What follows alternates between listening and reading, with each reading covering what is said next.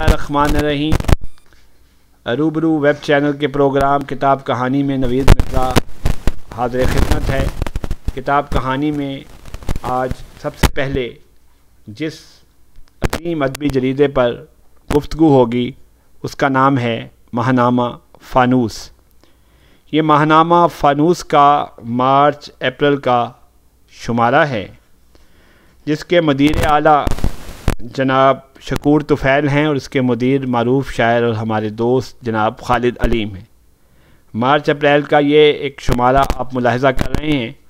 इसकी ख़ास बात यह है कि इस शुमारे में हज़रत बशीर रहमानी के हवाले से एक ख़ुसूसी गोशा भी तरतीब दिया गया है।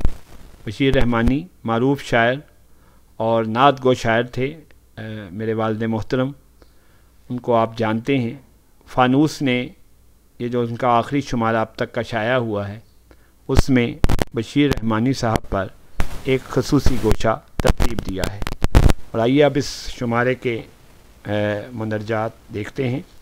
इसका इदारिया खालिद अलीम साहब ने लिखा है और मुख्तलिफ़ मकालात हैं इसमें। तनकीद नात नए मकालात का आगाज़ सबीर रहमानी, लाला गुल नुमाया की रानी, असद महमूद ख़ान और प्रोफेसर कमर जहान, डॉक्टर नुमान कैसर, प्रोफेसर ताहिर मसूद और रफ्तगा में शम्सुर रहमान फ़ारूकी, ग्रेट शम्सुर रहमान फ़ारूकी के हवाले से डॉक्टर हारून रशीद तबस्सुम का एक मज़मून है। अब आते हैं गोशाए बशीर रहमानी की तरफ। तो सबसे पहले इसमें बशीर रहमानी की शायरी के हवाले से प्रोफेसर हाफिज़ ज़फ़र आदिल का मज़मून शामिल है और वालिद मोहतरम बशीर रहमानी एक तारुफ़ के हवाले से मोहम्मद नवीद मिर्ज़ा यानी मुझ नाचीज़ का भी एक मज़मून शामिल है। और बशीर रहमानी का मजमुआ नात के हवाले से मुदीर मोहतरम जनाब खालिद अलीम का एक बहुत ख़ूबसूरत मज़मून, बहुत आला मज़मून भी शामिल है। बशीर रहमानी का नातिया कलाम और बशीर रहमानी की गज़लें ये इंतख़ाब किया है जनाब मोहम्मद शकूर तुफ़ैल ने। इसमें अफ़साने भी हैं और तराजिम भी हैं और इल्मी व अदबी इदारों की ज़बूं हाली पर शकूर तुफ़ैल साहब का एक सिर हासिल मज़मून भी इसमें शामिल किया गया है। अब आते हैं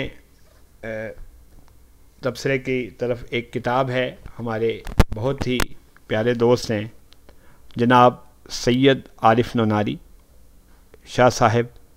ये उनकी किताब हाल ही में मंज़र आम पे आई है, जिसका नाम उन्होंने चेहरों का हजूम रखा है। इस किताब को मकतबा-ए जदीद ने शाया किया है। इसका इंतसाब उन्होंने अपने प्यारे भाई प्रोफेसर डॉक्टर सैयद ए वहीद के नाम किया है। पेश लफ्ज़ में उन्होंने कहा है, मज़मून निगारी एक फ़न है। मज़मून निगारी एक फ़न है, ये सैयद आरिफ नौनारी फरमा रहे हैं, जिसमें मुआशरती, सियासी, इक़्तिसादी और समाजी मज़ामीन शामिल होते हैं। अदबी मज़ामीन लिखना और अदबी इंटरव्यू करना मुश्किल काम है, क्योंकि अदबी मज़ामीन में शख्सियत के तमाम पहलुओं का अहाता किया जाता है। ज़ेर नज़र किताब चेहरों का हजूम में ऐसे मज़ामीन और अदबी इंटरव्यूज़ और कालम के अलावा कुछ सियासी व समाजी शख्सियात के इंटरव्यू भी शामिल हैं। तो ये सब कुछ आपको इस कीमती किताब में मिलेगा। और इसके बैक टाइटल पे सैयद आरिफ नौनारी की तस्वीर है और उनका तारुफ़ है, जिसका कुछ हिस्सा मैं पढ़कर सुनाऊंगा। सैयद आरिफ नौनारी का असल नाम सैयद आरिफ गिलानी है। उनका ख़ानदान शेख सैयद अब्दुल कादर जिलानी रहमतुल्लाह अलैह से जा मिलता है। माशाअल्लाह। मरूफ़ कालम निगार, अदीब, सहाफ़ी और शायर सैयद आरिफ नौनारी जड़ांवाला के चक नंबर 111 में पैदा हुए। तालिब इल्मी के ज़माने में कौमी अखबारात ने बच्चों के लिए लिखने का आगाज़ किया, फिर कालम निगारी की तरफ मुतवज्जह हुए। कालम निगारी के बाद फ़ीचर निगारी, रिपोर्टिंग, सब एडिटर, डायरी निगारी में भी अपना नाम बनाया। और उसके बाद एक तवील अरसा शाह साहब ने नारोवाल में गुजारा और आजकल लाहौर में हैं और एक सरकारी इदारे में अपनी खिदमात सरंजाम दे रहे हैं। शाह साहब ने मज़ाहिया कालम भी लिखे हैं और उस हवाले से भी उनकी एक किताब है سید عارف نوناری 10 کتابوں کے مصنف ہیں، اور ان کی فن و شخصیت کے حوالے سے بھی ایک کتاب مرتب ہو چکی ہے۔ اب آخر میں ایک ایسی کتاب کی طرف آپ کو لے کے آ رہے ہیں جو کہ شہزاد نیر کی تخلیق ہے۔ شہزاد نیر جو بنیادی طور پر نظم کے شاعر ہیں، تو یہ نظم میں ان کے ہاں جو مہارت نظر آتی ہے وہ کمال ہے۔ یہ ان کی خوبصورت نظمیں ہیں، اور ویسے تو وہ غزل بھی لکھتے ہیں، لیکن نظم میں وہ ہمیں غزل کے مقابلے میں زیادہ مضبوط اور رواں دواں نظر آتے ہیں۔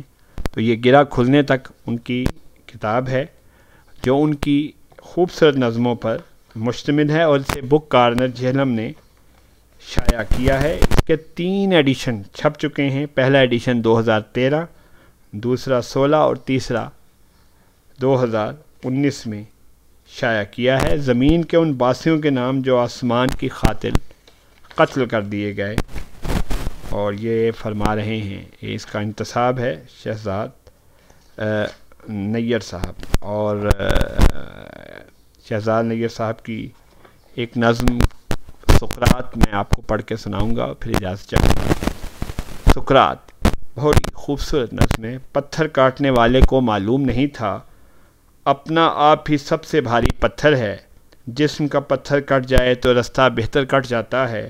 ڈھیروں پتھر کاٹ کاٹ کے وہ روز و شب کاٹ رہا تھا، اس کو یہ معلوم نہیں تھا اس کا بیٹا پھٹی ہوئی پوشاک میں چھپ کر ایسا مرمر کاٹ رہا تھا جس کے کٹتے ہی زنجیریں کٹ جاتی ہیں۔ جو کہتا تھا سارے رستے اپنے اندر سے آتے ہیں، راہیں کھولو پتھر کاٹو اپنا آپ تراشو، تم اپنی تعظیم کے رخ سے دیکھ کے دیکھو تم اونچے ہو اور خداؤں والا پربت نیچا ہے۔ انجانے میں ماننے جانے سے اچھا ہے کچھ مت جانو، بن جانے کچھ مانتے ہو تو عقل پہ پتھر پڑ جاتے ہیں۔ وہ کہتا تھا وقت کے گہرے سناٹے سے تند سوال کا ایک کنکر ٹکرا جائے تو لاکھ جواب ابھر آتے ہیں۔ دیکھتے دیکھتے مٹ جاتے ہیں ایک سوال نہیں مٹتا ہے۔ اور پھر ایک دن پتھر آنکھیں دیکھ رہی تھی سنگ تراش کا بیٹا ایک آتش سیال کی دھار سے اپنے آپ کو کاٹ رہا تھا، لاکھوں رستے بہہ نکلے تھے۔ اسی طرح کی خوبصورت نظموں سے مزین یہ نظموں کا مجموعہ گرہ کھلنے تک ہے، اور آپ اس کا مطالعہ کریں۔